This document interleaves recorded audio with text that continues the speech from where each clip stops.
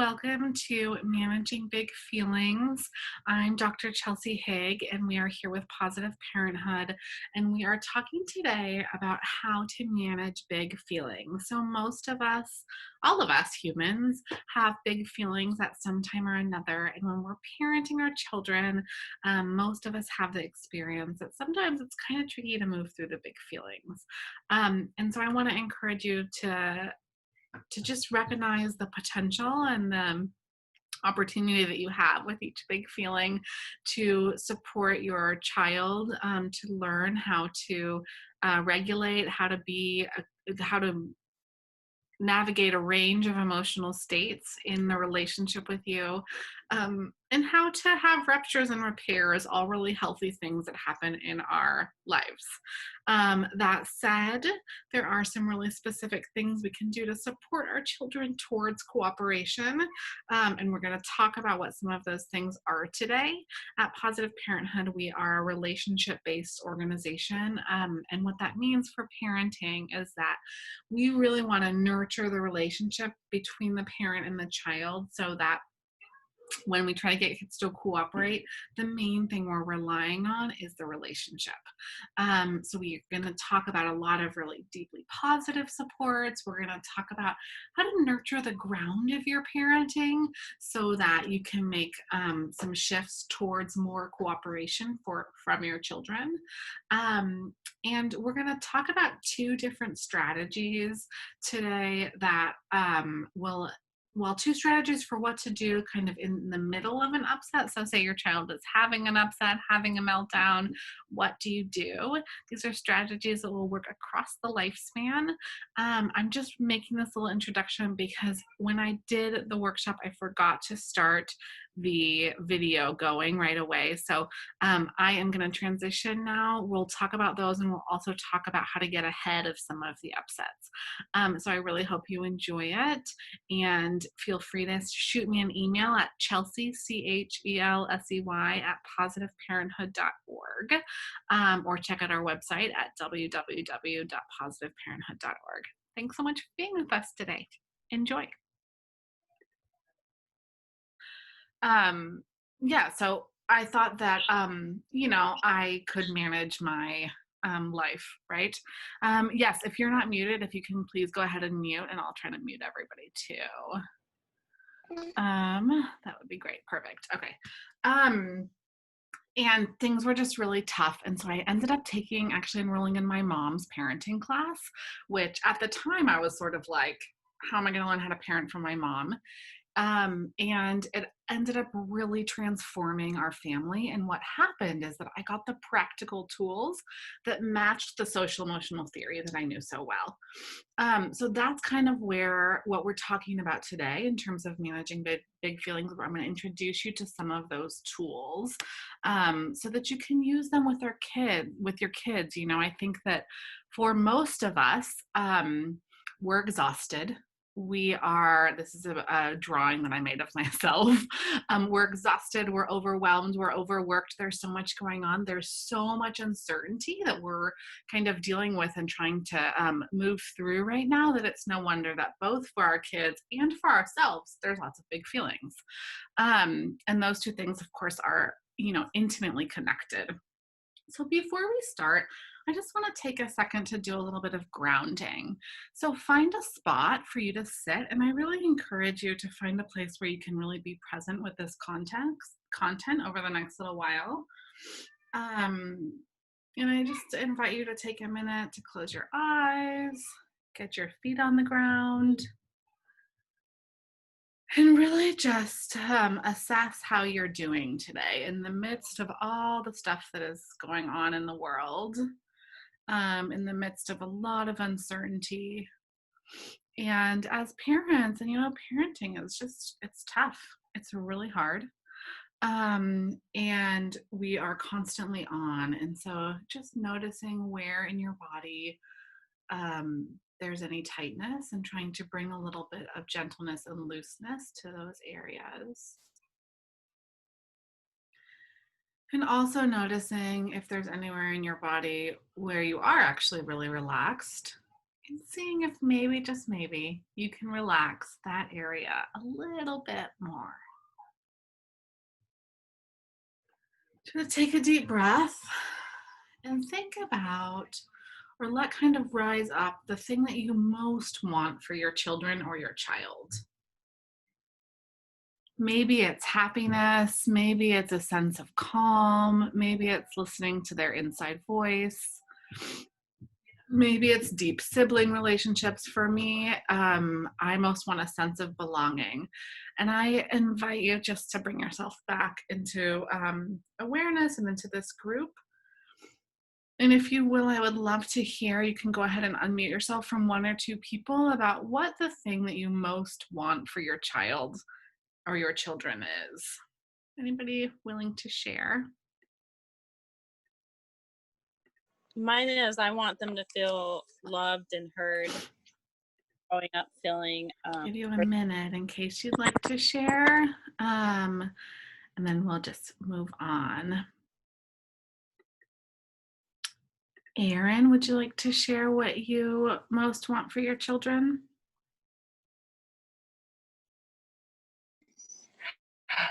Yes, of I course I see do. you. I don't. I can you hear me? And yes. Can you see me? I guess it doesn't really matter. What I most want for my children is to grow up in a world where they can be and feel anything and know that they are 100% supported by both my husband and I. Yeah, great. Thanks for sharing. Anybody else? Mine is I want my daughters to feel, most importantly, loved through and through, and that fully be themselves, and they're confident, and that they can address any situation that may come up to them, and especially the hard ones, the most difficult ones. How are they going to process through that? Because I've been through a very difficult situation that included the kids, and I left that situation, and it's very important to me that they don't find themselves in that same situation when they are older. Yeah, thanks for sharing. So, I just hear a lot of people wanting presence and wanting kids to be able to sort of guide themselves and be functioning, heartfelt beings. And I think that's great because when we think about big feelings, I imagine many of you are having them, and you can list in the chat sort of what's going on for you. But big feelings are an opportunity for rupture and repair, right? So when we think about I want my child to be able to navigate through challenging situations, we're constantly facing and dealing with opportunities to help them do that right now and to learn those kinds of skills. And it's tricky, right? Many of us, we are doing a lot of different things, and sometimes our kids have big feelings that are just hard to manage. And you might not know what to do, or you might not know how to calm them down, or you might be trying to calm your child down, and it might not be working. And so that's what we're going to talk about today. What are some of the tools and strategies that you can use in order to deal with the moment? And then what are some, when things are really challenging, and then what are some of the things that you can do in order to reduce the number of big feelings kind of across the board? So when you think about big feelings for your family, and hopefully you have the worksheet, this can look a lot of different ways for different children. If you don't have it, I emailed it to you so you can download it and print it if you like. Sometimes big feelings can look like really provocative, really they can include violent behavior, yelling, kicking, crying, screaming, throwing, hitting. They can also include kind of deactivated behavior, where a child might be staring off into the distance, or might run and hide, or do something like that doesn't feel as big, and yet also, has the same kind of qualities. So I'm sure that everybody here probably has children who express their big feelings differently, and yet there's a finite number of behaviors, right? So for most of us, that probably looks like kicking, hitting, whining, refusing to participate, running when you try to get their shoes on, those kinds of things. And if you want to add in the chat sort of what it is that you're struggling with, I'll make sure to address that directly. So all of these feelings are symptoms of stress, right? So at Positive Parenthood, we think about stress as anything that gets in the way of cooperation. So literally anything. So imagine that you have put dinner on the table and you're having tacos and your child refuses to eat because they want spaghetti. Stress. Okay, so imagine that your kids are playing with little plastic horses and they start fighting over them. Stress. Okay, so all of these behaviors are stress. And when we think about it that way, the reason we frame it that way is because it helps us to move from they can't participate or they can't, or they won't cooperate, they won't do it, he won't do it, which puts us kind of in a fight mode, into they can't do it yet. Okay, so when we think about our kids as not yet being able to do something, we're a little bit more oriented to trying to figure out where the stress is coming from and to start to reduce the amount of stress and maintain the connection. So maintaining the connection with our child through these moments is really, really important. And many families, when our children become stressed, we also often become stressed. And when we become stressed, we often fall back on the parenting techniques that our parents parented us with. And sometimes that might look like timeouts. Sometimes it might look like saying the thing that you wish you never said. Sometimes it might look like saying things like, if you don't put your bike away, I'm going to throw your bike away and you're never going to see it again. Or those sorts of threats, right? Because you feel like you're at your wit's end, right? You're like, I just don't know what to do to help this child cooperate. And it's in those situations that we're trying to make a shift in language and give you some good positive tools that you can rely on so that you can become kind of the parent that you want to be. Yeah, so other behaviors that folks have listed are just kind of throwing themselves on the floor, whining no, saying what they don't want to do, whatever is asked. So that's a really interesting one because a lot of our kids, when they're under stress, have what we call a negative bias. So especially if you've got a really young child and you are asking a lot of questions, they're very likely to respond no to all of the questions.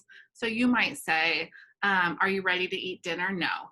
Do you want to play? No. Do you want, it's almost like they're not really even tending to the content. They're tending to the format of the language that you're using, which is a question. So I always have people sort of cut the questions as much as possible. So instead of saying, are you ready for dinner? We're just going to say dinner time, right? It's not an option because what happens, unfortunately, when we ask a lot of questions is that a lot of times we're doing it to sort of be respectful parents. And we undo ourselves, right? Because we asked the question, but it was never really an option. Do you want to get into the bath? Do you want to come to dinner? And then the child says no. And then we make them do the thing anyways. And what happens, unfortunately, is then we've undone the power that the child's voice has. So I don't want to even set us up for that, right? I don't even want to give an opportunity for me to undo what my child has expressed. And so I'm not going to make it a question. We have a few other great examples that I would just want to address quickly here, and then we're going to talk about what some of the really specific strategies are. So talking back, yelling, I hate you. I think yelling, I hate you is when your kids start to be 4, 5, 6, 7, 8, older up through teens. When a child says something that's very provocative like that, oftentimes we'll say things like, you don't really hate me, or that's not kind. And I actually want to move us into joining the feeling. So it's just a feeling. So I might say, if my child says to me, I hate you, I might say, you feel like you hate me right now. Okay, and we're going to talk about a tool for those kinds of situations exactly. So what I'm doing is I'm turning it into a feeling, right? Feelings are not permanent. They're a state that you get to move through. So I'm turning it into a feeling and I'm just acknowledging for the child that's how they feel. I'm not going to try to fix it. I'm not going to try to deny it. I'm just going to be with the fact that you feel like you hate me right now.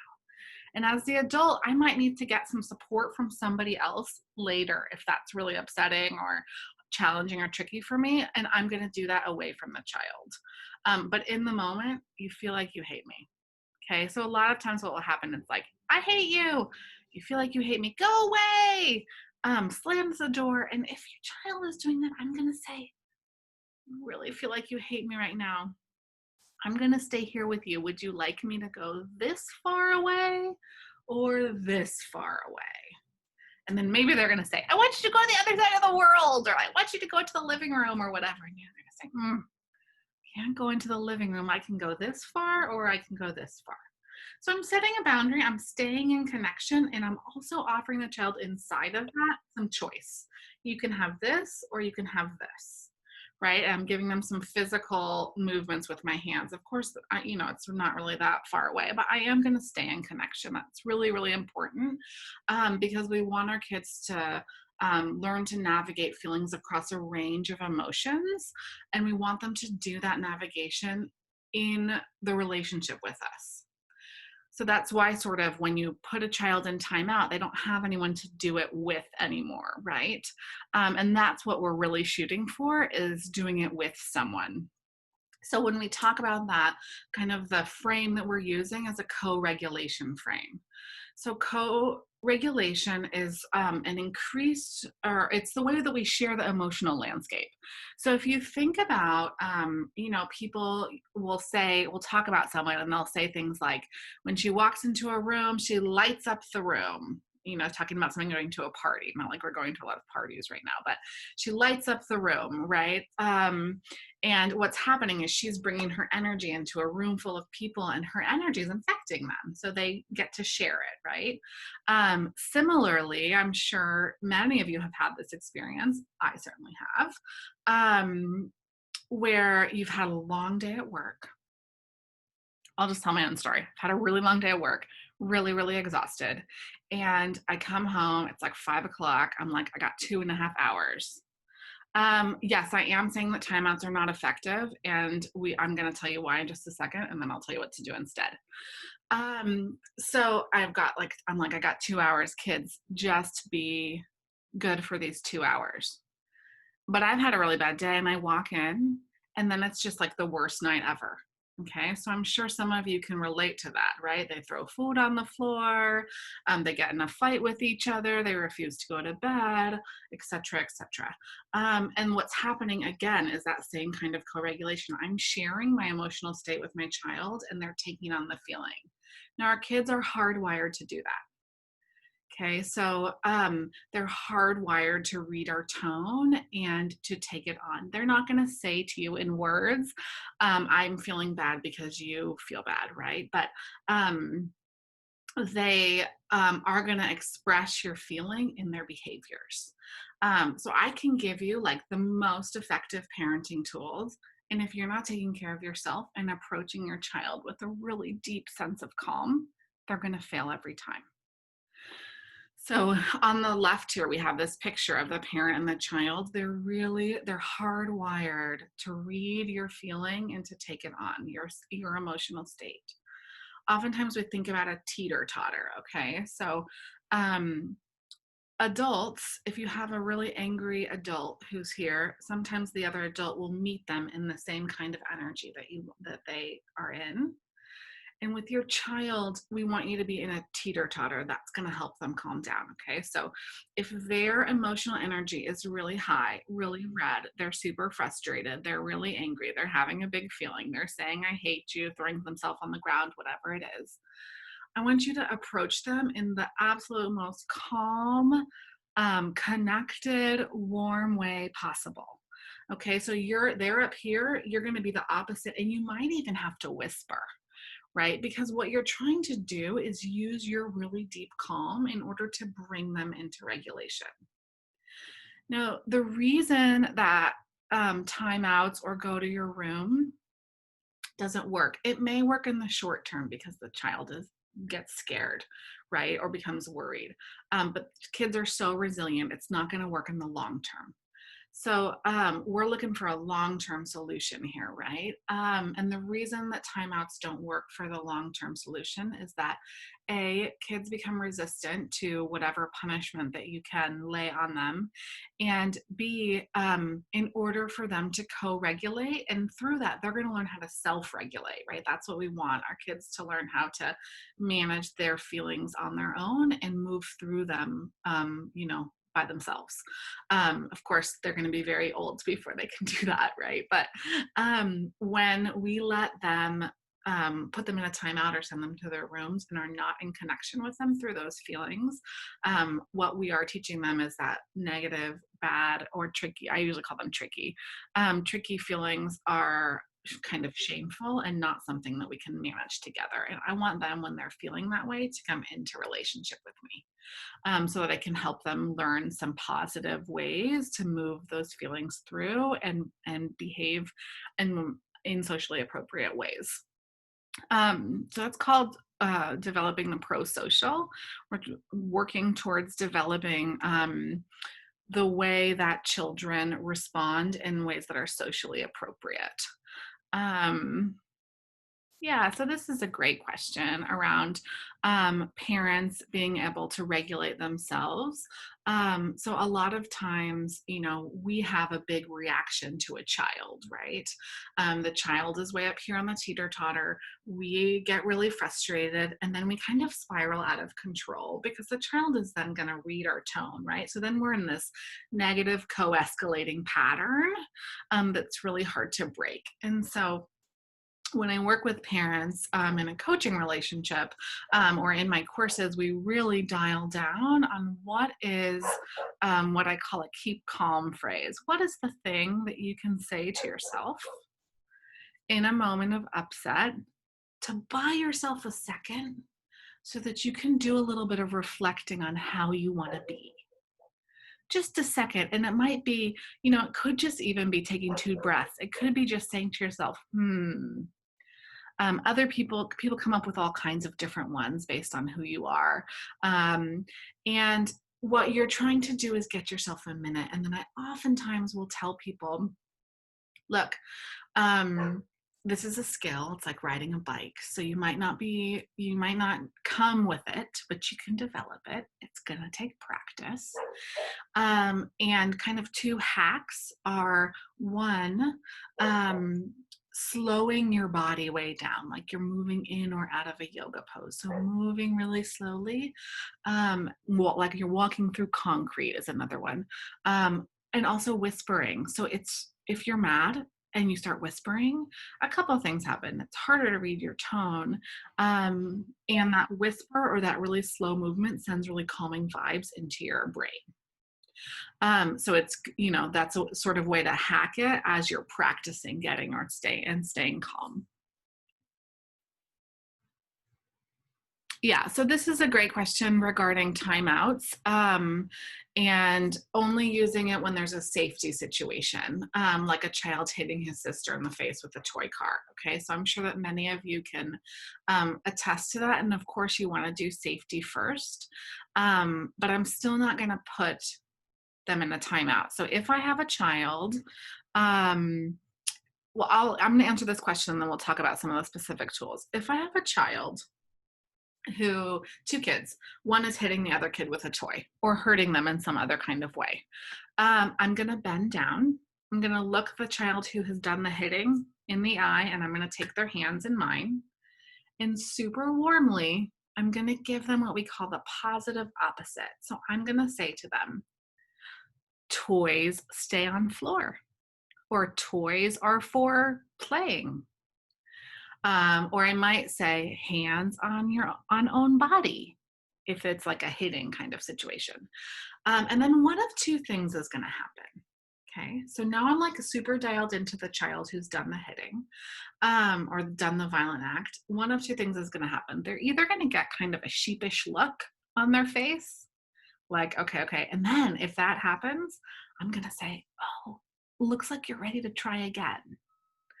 And they're going to hopefully say yes. If they say yes or they affirm in some way, a really young child might not say yes, but you can tell that they're affirming that yes, they want to try again. Then I'm going to say again what the rule in our family is. So I'm going to give them the positive opposite. I'm never going to say you don't hate your sibling. I'm always going to say cars are for playing, hands on own body, toys stay on floor, those kinds of positive directions, because that's going to be easier for the child to understand and cooperate with. It reduces the amount of stuff they have to process, like the cognitive burden, and leaves no room. Now it's super clear. If I say to you, don't use your car to hit your sister, it's like, what exactly does that mean? Does that mean I could use my car to roll over her head? Does that mean I could slam it into this chair? So I don't want to leave space for that. I just want to give the child exactly what to do, which in this case is toy stand floor, handstand body. If the child affirms that they're going to do that, I'm going to say, okay, let's all play together, and I'm going to be really present. So a really key piece of this is your presence. So you're going to be using your presence to help the child cooperate, and I want them to be able to feel you. I really want them to be able to feel you. Now, if the other thing happens, so one option is sheepish, the other option is you grasp the hands and you say, oh, toys are for playing, or whatever it is you say, your positive direction, and they get madder, or he doesn't, it's a negative reaction, right? He doesn't want to do the thing that you're asking. Then I'm going to say, looks too tricky for right now. I'm going to stay in relationship with the child. So I might say, let's put toys away, and you and mama are going to do X, Y, and Z. So I'm going to give another pro-social direction. Here's the other thing that you can do with me, and I'm going to stay in the relationship. So that he knows that he can positively re-engage, and also so that he knows that I believe that he's going to positively re-engage. So much of this is about the child's belief that you think they're going to do the right thing. So we want to assume the best in our kids, right? And they can feel that. There's a real, there's kind of a granular feeling to that that's different than when it goes south, the kid is always hitting, and then you start to get frustrated, and then it starts to bleed. The negativity starts to bleed into all the interactions, and it feels like this is never going to work. He always does this, blah, blah, blah. And we're trying to break that never always thing so that we can really recognize what is going well. And I'm going to say, if the child re-engages, I'm going to dump the praise on. I'm going to praise that child so much for doing the right thing. And I'm going to be real specific. Wow, I see you playing with your sister. I see you sharing the cars. Wow, look at that. Okay, so we're giving a lot of praise for doing the correct thing. Yes. So sometimes when you have two kids and a child has really been hurt, you do of course need to tend to the child who has been hurt, right? And I might say to the child who did the hurting, wow, looks like baby sister is really, really upset. What helps you feel better? What can you do to help her feel better? So what helps you feel better? And then what might you do? And it might be, I'm not going to ask the child or force the kids to say sorry, but it might be, are you okay? You need to ask your sibling, are you okay? Or it might be, is there stuffy that helps you? So that we're sort of igniting the empathy, right, in the other child. Yeah.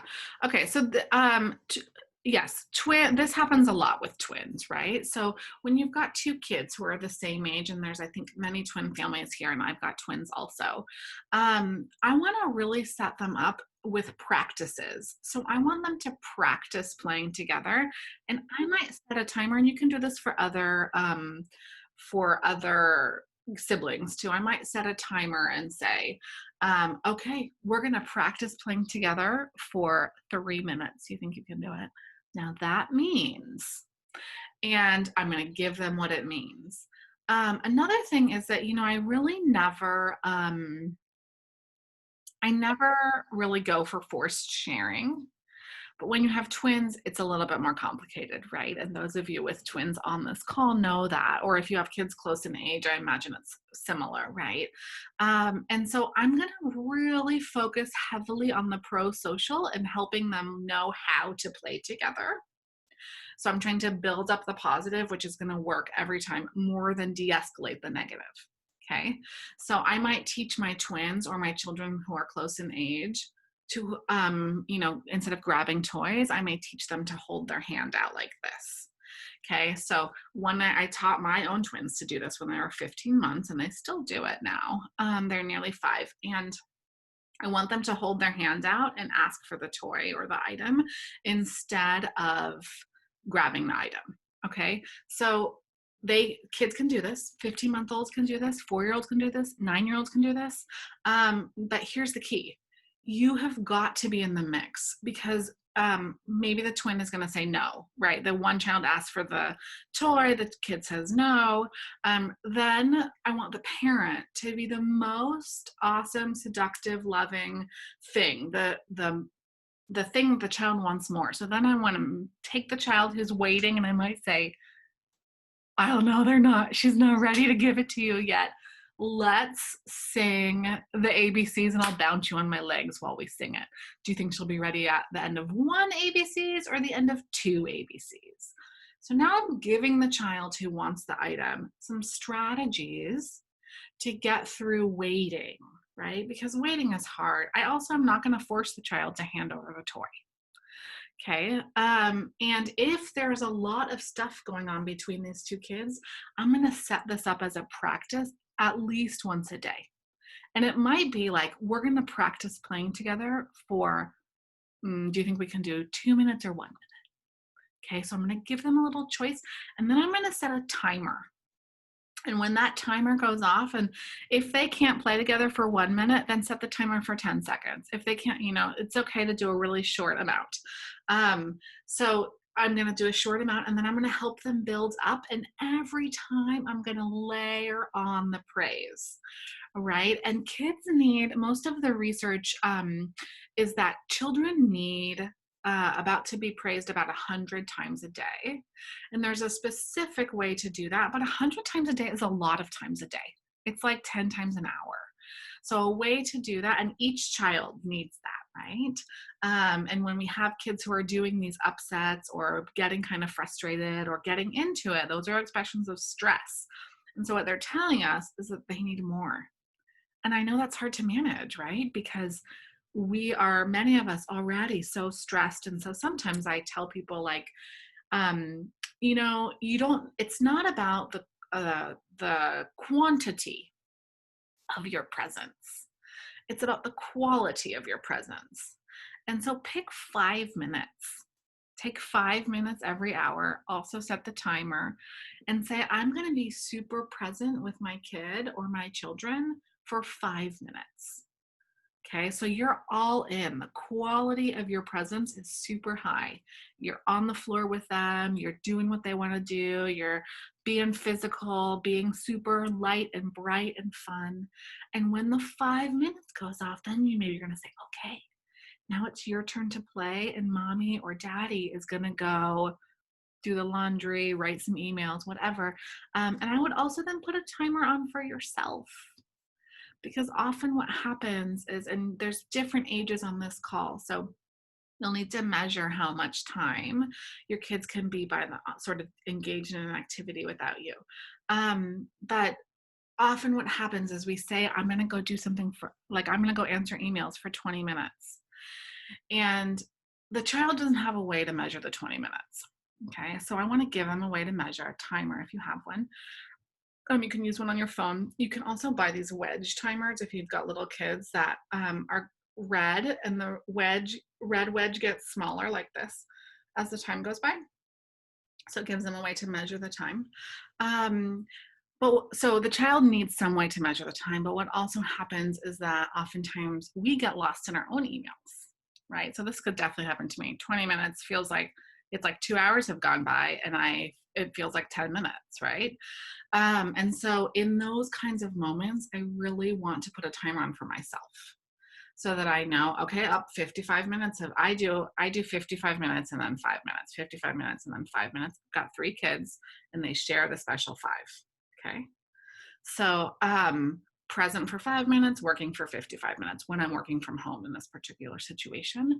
And so much of this is about the quality of your presence in a relationship-based approach.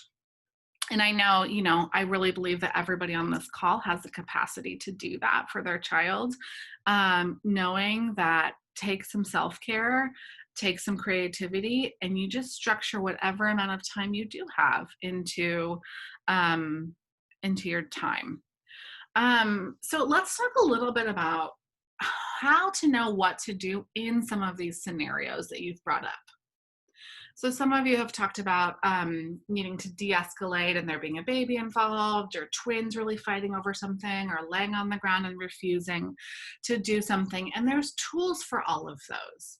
So we've talked a little bit sort of about the overarching piece, and I want to come back to that as we finish. But I also want to talk about what to do in the moment. So say your child is having a big, giant feeling. Yes, the tool, if you print out the PDF, there's 2 tools we're going to talk about today. We're going to talk about the 3 yeses and I'll wait. And there's many more tools. We work with like about 25 tools in when I work with people in a course or coaching relationship. But those are 2 that we use during an upset. And when you're sort of assessing the situation, you're going to look at how you're doing emotionally, how the child is doing emotionally, sort of the time you have to deal with the upset. Sometimes we have a big amount of time, sometimes we don't. The space that you're in, where you are, and certainly I only want you to address a really big upset if you are emotionally prepared to do so. So if you're not ready to do it, don't do it yet. It's okay. You can always come back to it. You've got a lifetime to deal with these things. So let's talk first about the 3 yeses. So for many of our children, feeling felt is really important. And you can probably remember back to your own childhood and having felt like my parents really don't understand me. Most of us have had that experience, and what the 3 yeses does, we're not aiming to sort of solve what's going on for our kid. What we're aiming to do is help them feel felt, and then use that feeling to generate connection. Increased connection, feeling felt is going to result in cooperation. Okay, so I'm going to tell you exactly how to do it, and then I'll give you 2 examples, one for really little ones and one for a teenager. So all these tools are tools that work across kind of the lifespan. You'll, of course, apply them differently to a 2-year-old or a 12-year-old. But they do work. I mean, they work with adults too. I use them all the time with my in-laws and other grown-ups that I deal with. So the 3 yeses, we're asking 3 questions that the child can respond yes to. Okay, so super important here that these questions are going to be from the child's perspective. Okay, so oftentimes it's really tricky to sort of get out of your own head and get into your child's world, and that's what we're shooting for when we use the 3 yeses. So we're going to ask them 3 questions to which they can answer yes. Okay, this acknowledges how they feel. It offers them a structure for talking about their feelings. So there again, we have that pro-social piece. And it helps them feel felt, which is going to result in increased cooperation, which is what all of us want, right? Okay, so 3 questions that you're going to ask to which they can answer yes to. Okay, so here's a story for you about the 3 yeses. I've got 3 kids. I've got twins, and then I have a little one who's 17 months younger. So when my twins were about 4.5 and my little one was 3, we were with my in-laws, and they had these plastic cups and they had straws built into them. And there was 2 of these cups, and I have 3 kids. Math is bad. Okay. So we were staying with them. And so at every meal, we were having big meltdowns about who was going to get the straw cups. And I want you to notice that my experience of this, what was going on in my head was like, oh my gosh, my in-laws are going to think I don't know how to parent. My sister-in-law is going to be like, oh my gosh, what is she doing? One of my kids was like crawling under the table. My mother-in-law is going to think this. I had all these narratives and I was embarrassed that my kids couldn't just get over the straw cups. And so I had a child who had crawled under the table one morning at breakfast.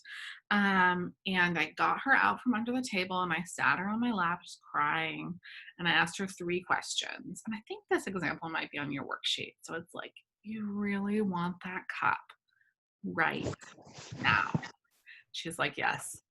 You really just can't wait for your sister to give a cup up. Yeah. There's no way you could possibly drink from another cup. Okay, so it took something for me to say that, right? Because for me, I'm like, oh my gosh, it's just a cup. There's so many cups you could have. Okay, so that's what I want to kind of get out of is that like, or you need to be able to wait. So notice too that I'm not trying to fix the situation. I'm not like, this cup is just as good as that cup, or you can have the cup at lunch, or it's not okay to be this upset over a cup. So, or, I'm not offering any solutions. I'm not trying to fix it. I'm just trying to be with her, join her in the upset about not getting the thing she wanted. And it was through that joining that she was then able to participate. So she did sit on my lap for the rest of breakfast. And her twin eventually said, okay, I'm done with my straw cup. You can have it. So during the upset, or, after the 3 yeses, her breathing kind of quieted. She stopped crying. And I said to her twin, Luna really is upset about that straw cup. And I just left it. Then you can just leave it for like 60 to 90 seconds and wait.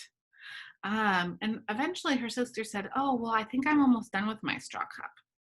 Okay, so now what I'm doing is I'm giving the twin, the sister, an opportunity to be empathic towards her sister. Okay, so then I'm gonna wait, and her sister's still upset. She's still sitting in my lap, but she's quiet now. So eventually, sister finishes with her straw cup and hands it over, right? And then they all eat breakfast. So a couple of things. I'm super in it. I'm sitting right there with them. I'm really present, and I'm working from her perspective. Okay. So I'm going to give you another example about some older kids. And this can be a really, really powerful tool. We do have some older kids on this call, I think, are parents of older kids. That this can be a really powerful tool for when you're working with older children as well. I recently was working with a family that had also 3 kids, teenagers. They were all close in age, not twins, but I think the kids were 14, 15, and 17. And it was the 14 and 15-year-old that were having challenges. And the family went to Tahoe, and which is, the mountains, and the grandparents had paid for the trip. And one of the children wanted to bring a friend and wasn't allowed to. So she was really angry about that. And the grandparents wanted to play board games every night. And the parents were like, the grandparents just bought us this wonderful trip. You got to play the board games. And they had this sullen child who refused to do that.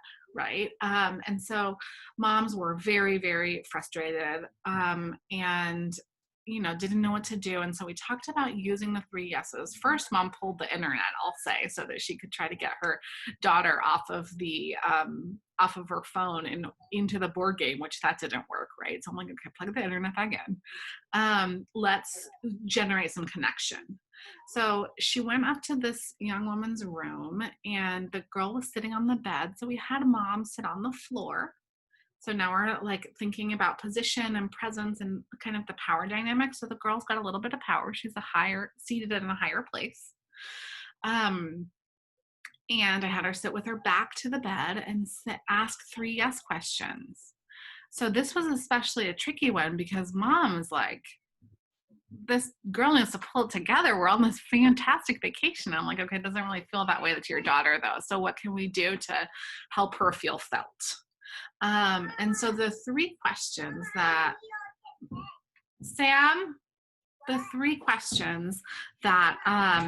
she asked were, okay, so I'm so sorry. Just one moment. I have a child knocking on my door. Sammy, Mika! Gracias, amor. Okay, sorry. Working from home, it's kind of crazy, right? So the 3 questions that she asked her daughter were, you really wish you could have brought a friend here. You really don't want to play those board games because they're so babyish, and you don't want to hang with your siblings. You're counting the days till we have to go home. So then the girl could say yes, yes, and yes. And you're going to know if you ask the wrong question, you'll know right away. Right? So the goal is not to fix the thing. So then mom waited, like, okay, what should we do about it? I don't know.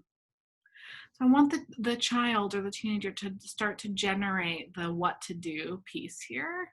But the 3 yeses can work really, really well in a big feeling moment when a child needs to feel felt. And a lot of it, I mean, all of our children, all of us need to feel felt at, multiple times and at multiple points in our lives.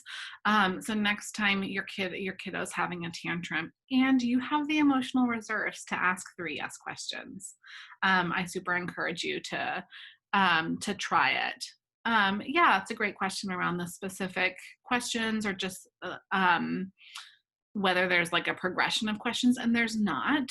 You're really just trying to ask 3 questions pertinent to the situation that help your child to narrate what's going on. And that, so that you're showing up as like, I understand what's happening. I understand what's going on for you, and I'm here. Okay, without judgment, without trying to be kind of judgmental, whether it's a straw cup or missing the friends in Tahoe, sort of kind of whatever it is. Okay, so that's the 3 yeses. Any other questions about how to use that when your child is having a moment of upset? You can drop them in the comments or unmute yourself. Okay, we'll open it up for discussion in just a minute.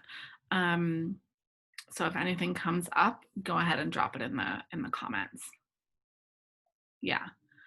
So this is really common, Kate, around having a preferred parent, where a lot of times children will having a big feeling or a meltdown, and they will want one parent over the other, and it's so challenging for both parents, right? I've certainly been on both sides of that, and I'm going to say that probably all of us will be on both sides of that, with even, like as their kids grow, they switch who the preferred parent is. Siblings have different preferred parents. So yeah, what I actually want is the child to know that regardless of which parent they get kind of in the moment, they can get through the big feeling with either parent. And there's some real specific strategies that we can use when sort of thinking about that. I will say it's important when your child is having a big feeling and they're screaming for the other parent, and I'll give you an example of this from my own life, that they stay with the parent that they're with.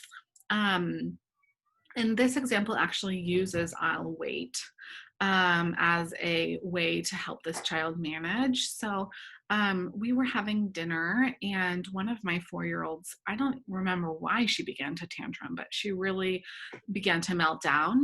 And this is a child who's highly sensitive. So some of our kids are more sensitive than others and may have bigger feelings. Like some kids are genuinely more challenging than other ones. So just noticing if you have a child like that, who really does just have higher connection needs from you, right? And that's okay. It's all within the normal realm of human development. So this child was having a really major meltdown, and I actually removed her from the dinner time kind of area. She's screaming for dad.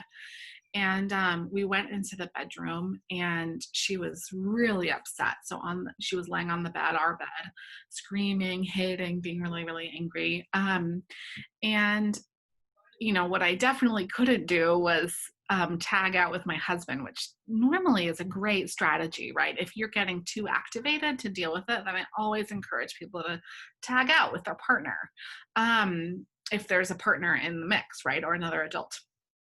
But sometimes that's not available. And this was one of the times it wasn't available because what she wanted was dad. that was part of the tantrum, right? And I wanted her to be able to navigate this with me, and I was calm enough to do it with her. So what happened is that she's on the bed tantruming, and I positioned myself door side, so my back to the door. And I sat down and I got some kids' books and I just started reading them out loud. And before I did that, I said to her, I'll wait, and nothing else. So often in these moments with our kids, we go to like real verbal, right? Lots of words. And the problem is that during these moments of real extreme upset, our kids don't have access to the prefrontal cortex. Um, Most of the access to their brains goes to the base of their brain and their brainstem, and language lives up here in the prefrontal cortex. And so during these moments, one of the things that's the most important is really reducing language, so you're saying less things, right? So all I said was, I'll wait. And I want to say that this is a tool to use when you have the time to be with the child and when you have the emotional reserves to really wait, without sort of moralizing. Most parents will go to like moralizing or trying to teach or trying to talk them out of it, those kinds of things. And, it's useful, I think, to think of a meltdown as a tunnel, or a big feeling as a tunnel. So when you're in a tunnel, you have to go through the tunnel to get through to the other side, right? You can't get out of the tunnel. You can't go around the tunnel. You can't talk yourself out of it. You have to go through it. And it's the same thing with feelings, right? Big feelings. So we want them to get through the tunnel. Now, your child might not know that the tunnel has an end because they're a child, or they might forget that, or it might feel really dark in the tunnel and be really scary.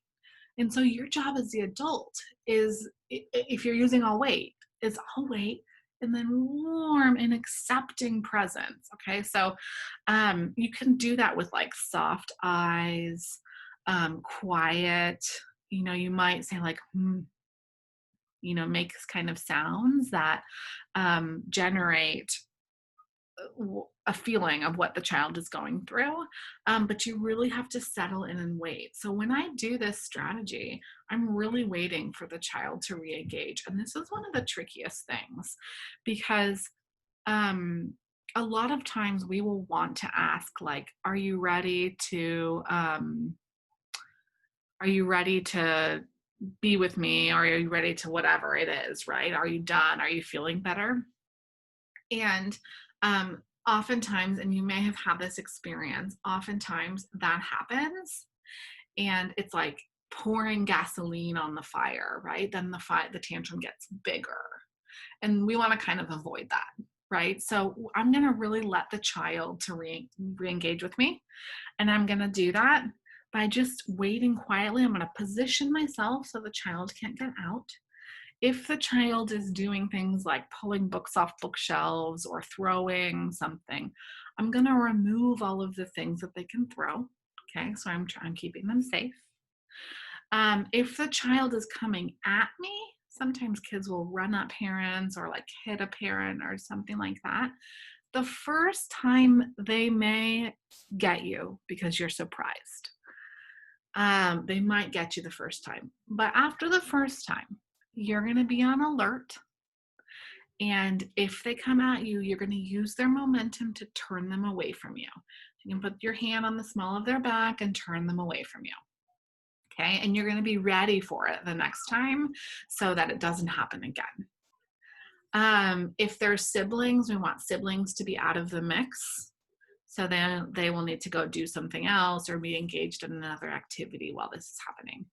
And then when the child does re-engage with you, we really want to wait till the child is ready to re-engage.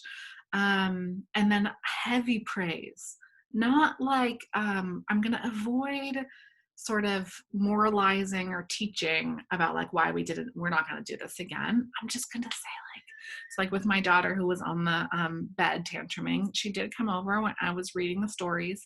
She came over and started reading with me. We finished the book and I just said, she's re-engaged. She's sitting kind of in the crook of my arm.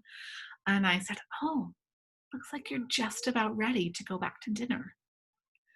She said, "Yes. Can we read one more story?" And I said, "Yeah."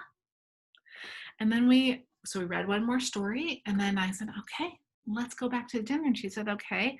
And then I gave her again the rule. So when we're at dinner, that means we sit in our chair, we talk quietly, and whatever else, and whatever else your rule is, or like whatever the positive opposite, the positive language is for a rule that has the crime that has been committed, right? And then we move forward, and I'm not actually going to say anything about the big tantrum. And that I know can be tricky for people. If I am gonna, if I do really want to say something, all I'm gonna say is that was kind of tricky at dinner tonight. Tomorrow, it's gonna be easier. I know it's gonna be easier. You're gonna be a whole day older, and it's gonna be easier. Okay, so it's an offer of grace to your child, right? When you trust them enough to know that it's going to get easier. Um, and move them forward with a pro-social kind of direction. Um, yeah, so those are two things to do during moments of upset. 3 yeses, or I'll wait. Knowing that moving through a tantrum can often feel like going through a tunnel.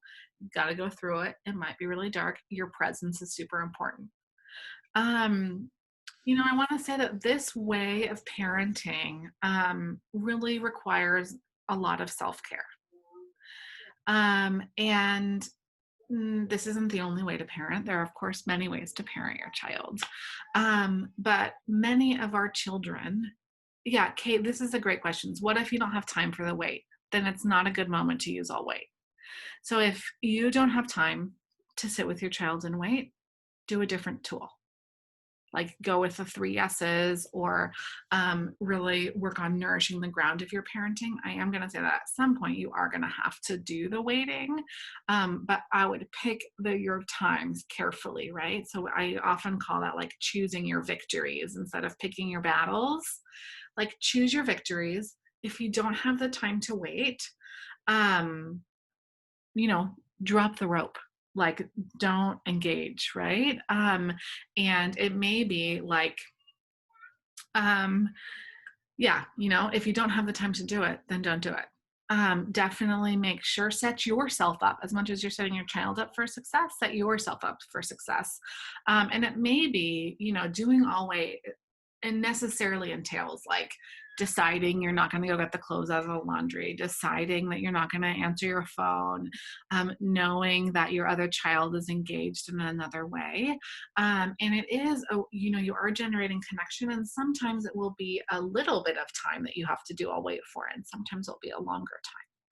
So another example of this is a family that I worked with a child who was on antibiotics, 5-year-old.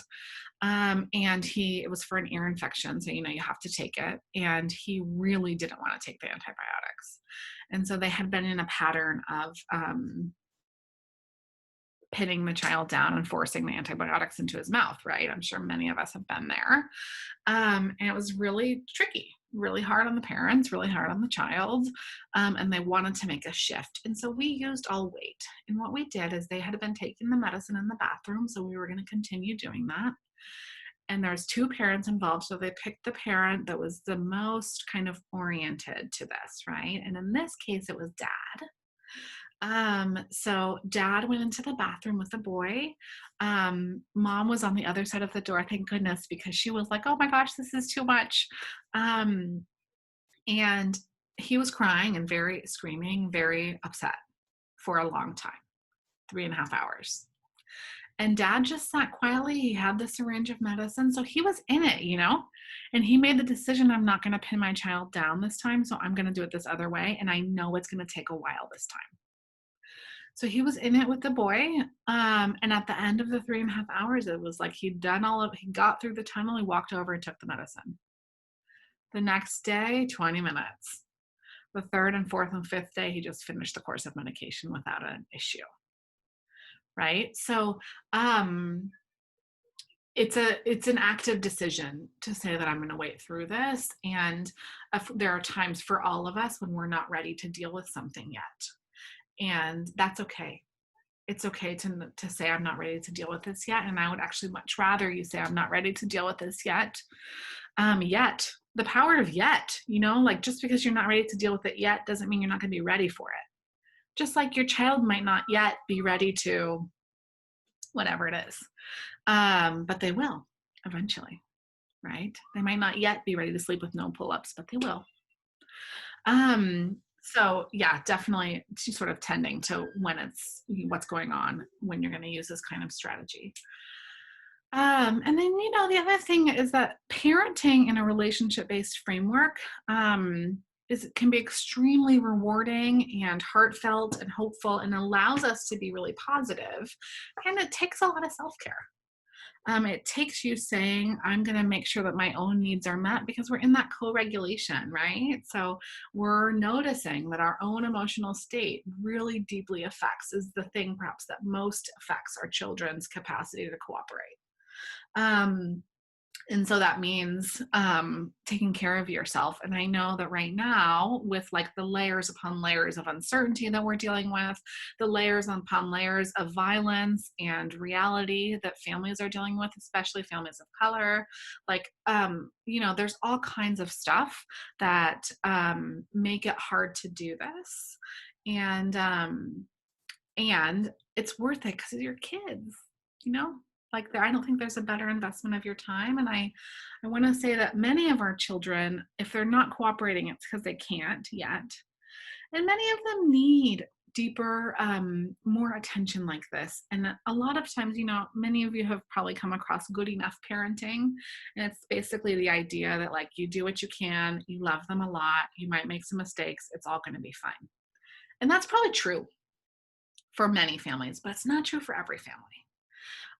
For many different reasons. It might not be true because it's not what the parent wants. It might not be true because there's a genuinely challenging child. It might not be true because your child has a diagnosis. It might not be true because your child is under undue stress. Thank you, COVID. It might not be true because you have a unique situation like twins, like whatever it is. You might need this kind of parenting, or you might just feel better when you are parenting this way. I find it to be very healing for myself and for most of the people that I work with.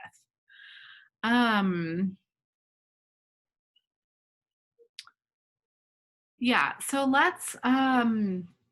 let's keep talking about what to do. And there's a particular situation, and I want to talk sort of about the way to get ahead of the big tantrum. And I also want to address this situation. So around like, when is the child, how do you know the child is ready to re-engage? So say you have, this is somebody who has twins. So you have one twin who's having a meltdown, yelling, hitting the parent or the other twin. And maybe he will bite or ask to be held to calm down. Okay, so, and that this parent is saying struggles with giving him this after, I think you're struggling with giving him the connection if he's in a meltdown moment. And what I want to say, clarify that if I'm misunderstanding, but what I want to say is that we want to reinforce the child. And so I don't want you to reinforce the behavior, but I do want you to reinforce the child. And if the child is having a really tricky, violent meltdown moment, and then wants to be held as he calms down, I'm gonna hold him. Okay, I'm not gonna reinforce the behavior, but I am gonna reinforce the child. If he's not calming down, I don't ever want to restrain a child. So I may back him into a corner or get him into a room where he's safe, kind of like I did, and then I'm going to sit against the door or sit sort of so they're in the contained space. And that's when I'm going to say, I'll wait. You got it. I'll wait. Yeah. So Angela, you might want to just unmute yourself. I'm not sure I totally understand not wanting to reinforce the asking. I do want you to reinforce him coming to you for connection, because remember, he's in that Yeah. regulation. So what will happen is in the midst of the meltdown or tantrum, he's not calming down. It's still intense. Yeah. And it's more like, calm me down. Do Yeah. it now. Calm me down. It's like, Yeah. I don't want to reinforce the way he's asking. Mm-hmm. And like, I want, he needs help calming down. Great. You know, he's not able to self-regulate. It's just like, he's still totally out of control. Yeah. So, if he is, so in this situation, right, he's like yelling, calm me down. I want to say that he's probably not able to ask in another way, and he might not know how to do it in a socially appropriate way. He doesn't. Okay. If he did, he would. So I might recast for him. Okay. Where you're saying he's 5, right? Yeah. Yeah. Okay. So I might say like, oh, I want a hug, mama. Yeah. I do that. You're not looking for him to repeat that back to you. But do I expect it, or do I just like initially just recast it, and then with time and multiple practices he might say it again? Yeah, I'm looking for any kind of improvement from the first thing he said. So it might not be perfect, but if there's like if it's 10% better, then I'm going to reinforce that. Like, even if just the words, because what will happen, I'll say, oh, you can say, can you please, like, I need help. I need a hug, mommy. Right. So then repeat my words, but still gonna do it nasty. Yeah. So then I want him to, yes. So if you say, I would give him as few words as possible. Okay. So like, hug, mama. Mm-hmm. And I would say that the same way every time. Okay. So you want to say that the same way every time, so it becomes a pattern, right? Mm-hmm. So it's really consistent with the idea that he's going to learn how to do that. Now he might say, hug, mama. Yeah. But that's better than what he said the last time. Uh-huh. So you're just looking for a little bit of improvement, and you're going to increase the amount of improvement over time. Okay, thank you. That's awesome. Thank you. Yeah, but it is tricky. I think with kids who are siblings and not twins, they mostly take turns kind of melting down. And twins sometimes melt down at the same time, which is an added layer of complexity for sure. So, I think we've talked a lot about what to do in the moment of the upset. And the vast majority of the work that most of us probably need to do is actually not in the moment of the upset. It is in the time before and the time after. And we really want to focus on building connection and rapport with our kids, right? So take something big, right? You're wanting to slow way down. Being really present with them. We talked a little bit about practicing playing together. If there's an area that's tricky, I would practice it. You can practice anything. You can practice getting out of the car. You can practice running through the sprinklers with your sibling. You can practice anything. So, and I would frame it that way. This is a practice. I don't know. Do you think we can do it? You can make it kind of silly. Humor and warmth like that are the key to our kids' hearts. So be silly, right? Keep it light. One of the very first kind of tools that I always work with people are presence and praise. And so if there's one thing that you kind of take away from this, it's really to increase your presence and to praise your kids an awful lot. The research would suggest that you can't actually praise them too much. You want to do it in the right way. You want to be really specific. You can kind of sound like a sportscaster where you just narrate what they're doing if that's helpful to you. But lots and lots of praise. And then, melodic intonation, that's like that sing-song voice. It's also when you're like, hug mama, it's that tonal thing that becomes something they can recognize, also decreases the cognitive burden so that they can participate in the best way possible.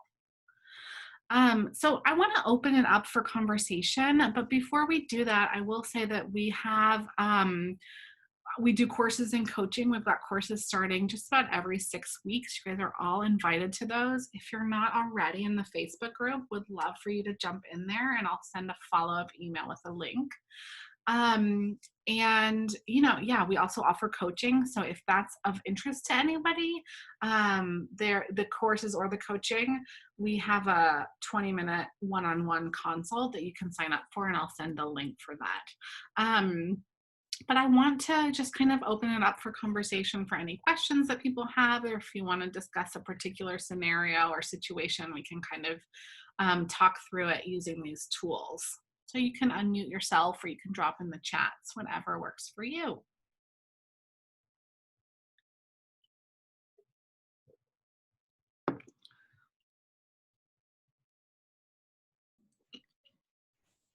Hi, thank you so much. This has been very helpful. I just wanted, wondering, what exactly do you mean by practice? It's a great question. So how many kids do you have? 2. They're almost 3. Okay. Twins. Yes. So I imagine that they probably play together sometimes, and sometimes it's a little tricky when they play together. It's great when they play together, and then the next minute, they're fighting. Yeah. Yeah. So I'm going to practice playing together, right? So what that means is I'm probably going to put a timer on my phone or some other kind of timer. You could use a salt timer, any kind of timer, and I'm going to tell them, we're going to practice playing together. That means we keep our hands on our own bodies, and we both play with the horsies, and sometimes we might even share them. You think you can do it? And then I'm going to sit with them. I'm going to put the timer on. Okay, let's start the timer. I'm going to start the timer. When the timer goes off, hopefully they're going to make it through whatever initial time you put, which you're going to put the amount of time that you think they can do, playing kindly together. During that time, you're going to say exactly what it is that they're doing that is right. Wow, I see you sharing your toys. Wow, nice keeping your hands on your own body. So that kind of narration. And then when the timer goes off, huge praise. You might throw your arms up in the air. You might say like, oh my gosh, that was amazing. You played kindly together for 2 minutes. And then you can do one of 2 things. You either set them up to do it again do you think you could do it for 4 minutes this time? Or you go to a reward, now we get to sing our favorite song together, or now we're going to go play outside because you did such an incredible job in here. So whatever it is, so that there is some kind of continued connection. And it might be like, okay, so we did it today. Now mama's going to do some work, and you are each going to do X, Y, and Z. So you're setting them up so that they start to learn what it means to play together in the way that you want them to. Okay.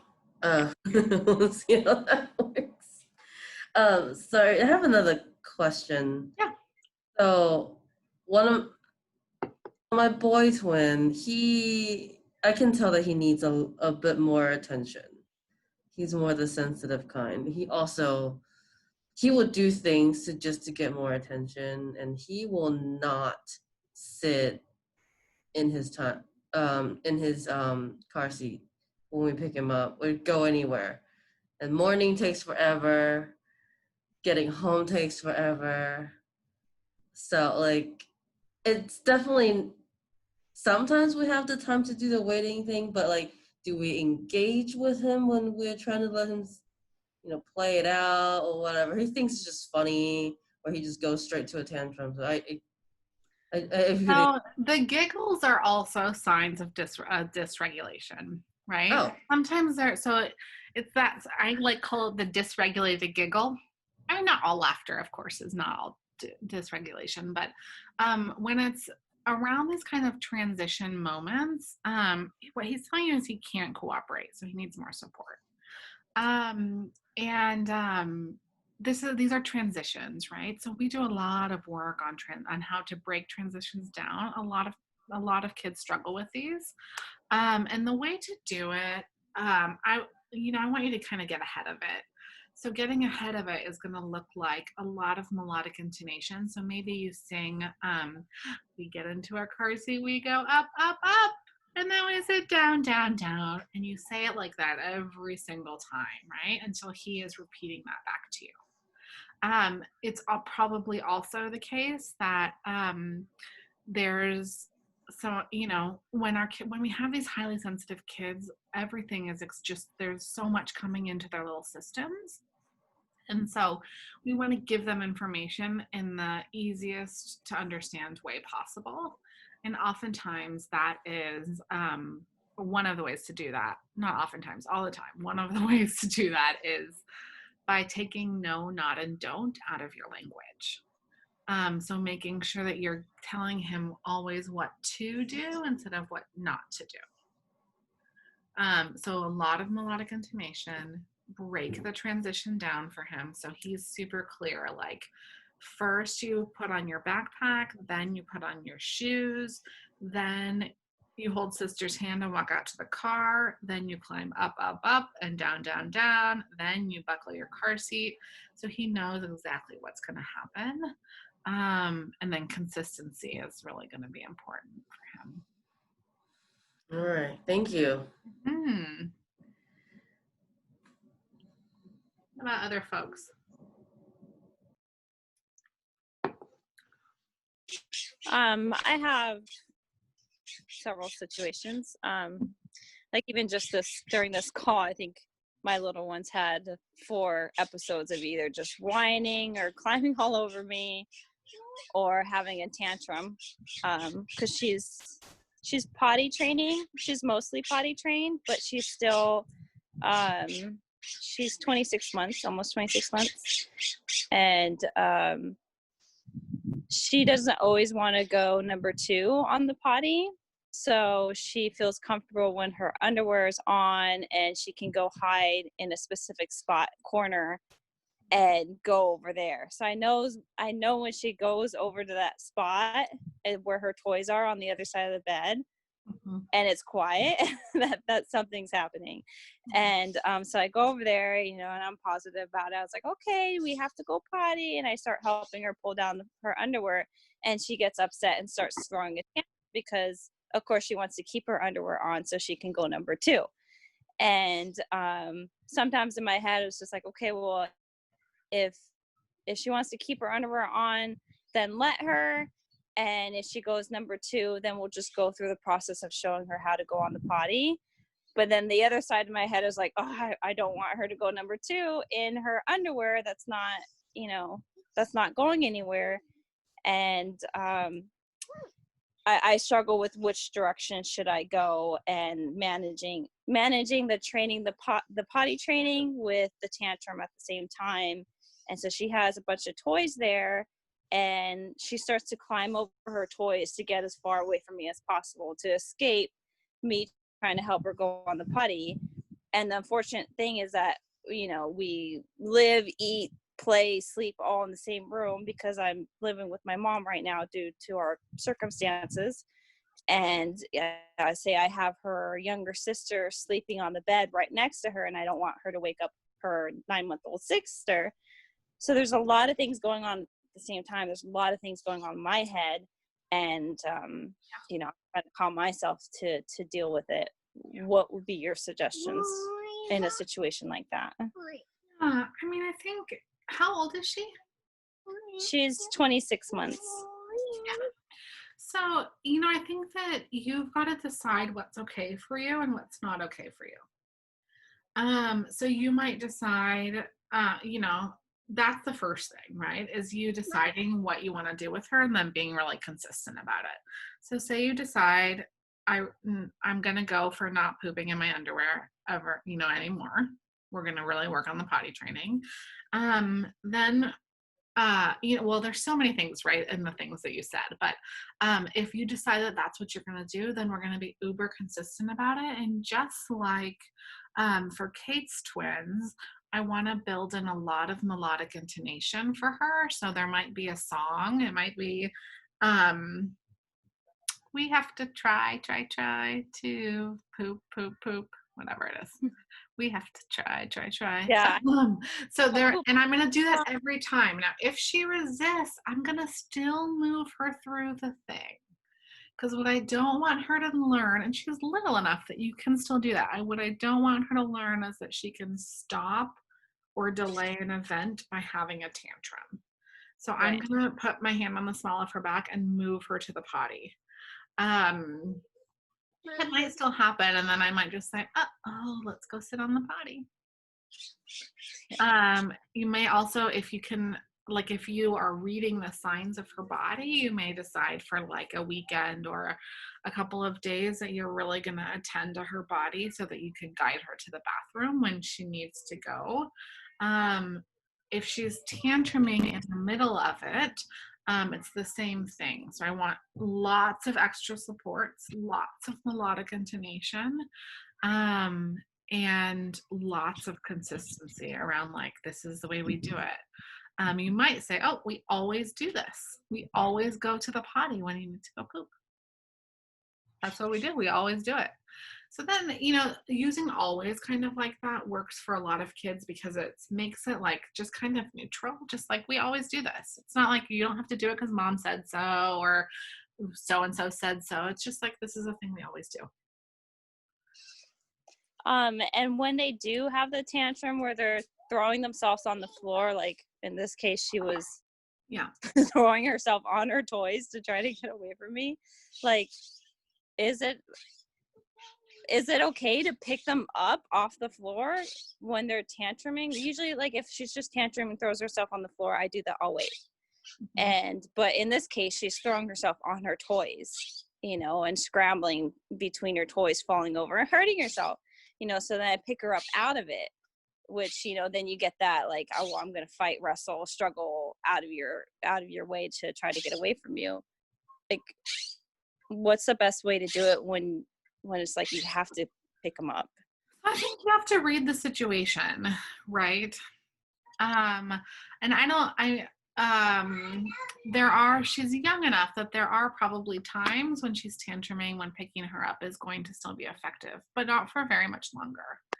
And certainly what I don't want to do is go down the route of restraining where I'm like holding her arm so she doesn't hit the baby or that kind of thing. And, to me, it sounds like if she's throwing herself on her toys, like she's going to learn to not throw herself on her toys. Presumably they're not like super duper sharp objects. And I would want to get her into a space where you can kind of have, where you can hold the space that she can be and have her tantrum in. So that you can move her through it where she can be safe. It might be the corner of a room and you just sit with your legs, sort of blocking off a corner because she's still so little. Or it might be the bathroom. Maybe. But a lot of consistency around melodic intonation, around praise, around presence, around positive opposites is going to really, really help, especially for that age. Okay, yeah. I mean, I usually mostly try to take her out of the situation and, we'll have a little comfort time in the hallway. Like, do you need a hug? Or like right now, because there's so much going on, I took her outside, and being outside helps because then she gets the grounding, she gets the fresh air, she gets the distraction over other things, and she doesn't feel like the world is attacking her, totally calm and she forgot all about what was going on. Totally.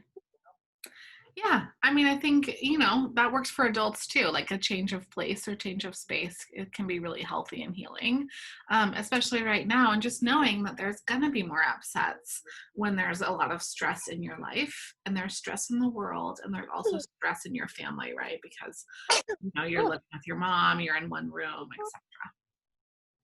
Yeah. Okay, great. Thank you.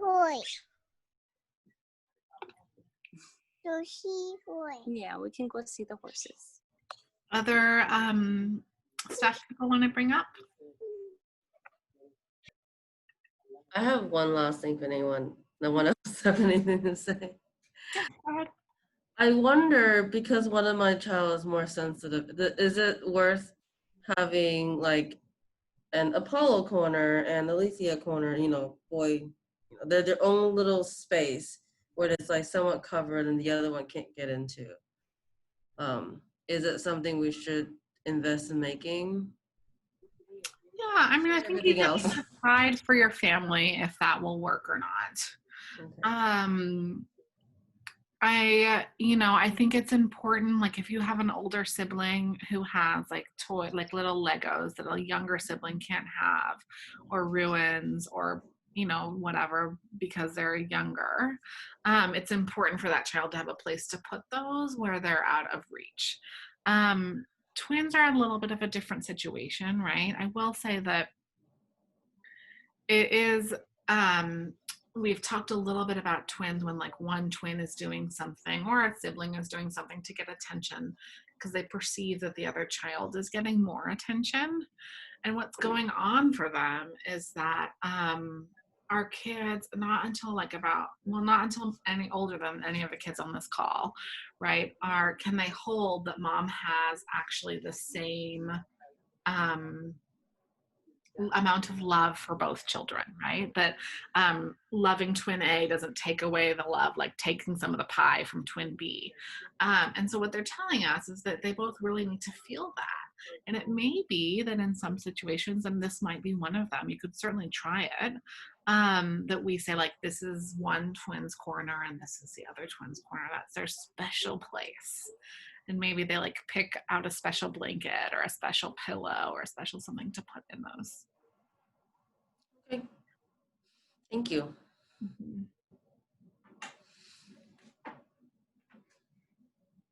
Other thoughts, questions, concerns before we wrap up?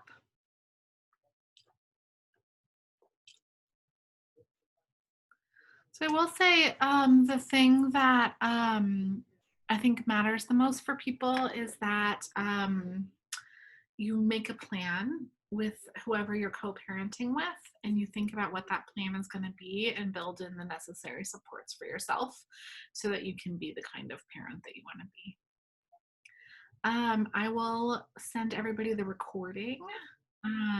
And yeah, I look forward to connecting with you guys, and let me know if you're not in the Facebook group or if you want any other information about any of the other programs. I hope you all take good care. I have a quick question. Yeah. Do you have sorry, I took off my video. Do you have one that you go over that helps with single parents in particular, that just addresses that's just all for single? Yeah, Dealing with- we don't have a class specifically for single parents, but I would say there's always single parents in our classes.